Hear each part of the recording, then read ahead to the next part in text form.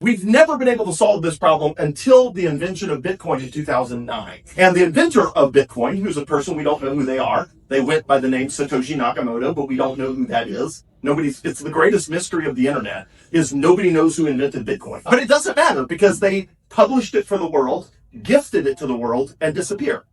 And so the code, nobody needs to know who they are because the code is open source, which means anyone can read it, anyone can use it. And there's a big group of developers that maintain Bitcoin now. That person has not been involved for many years now. Okay, so Bitcoin was invented by somebody who understood everything I'm explaining and wanted to fix it once and for all. So what is Bitcoin exactly? I'm going to try to explain what is Bitcoin exactly. Okay, so Bitcoin is a money system that runs on software. So we are in the internet age. Basically everything runs on software now, including stuff you didn't even think runs on software. Every car in that parking lot runs on software nowadays, right? Software is in everything. And the Bitcoin software works like a spreadsheet, just like we were looking at like the US dollar spreadsheet. So that spreadsheet runs on computers and it keeps track of how much Bitcoin I own, how much Bitcoin you own. And very importantly, it limits the total amount of Bitcoin in the system to 21 million.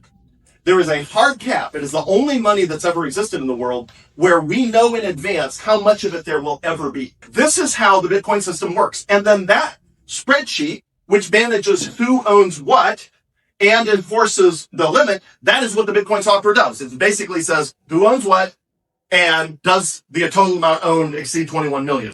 Okay, so rule number one, who owns what? So Bitcoin is protected by encryption keys. I'm not going to explain this other than to say, if all the computers in the world right now tried to crack a single Bitcoin key to unlock someone's Bitcoin, it would take a billion trillion years of all the computers in the world all working simultaneously to crack one key.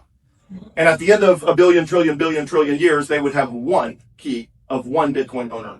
And then they have to start all over to get the second one. So Bitcoin's not crackable. I mean, it's the most amazing system ever built. Now, that doesn't mean your account can't get hacked at some institution, but that's not Bitcoin being hacked. That's like you lost your password or you goofed something. But the Bitcoin Actions Protocol is effectively unhackable.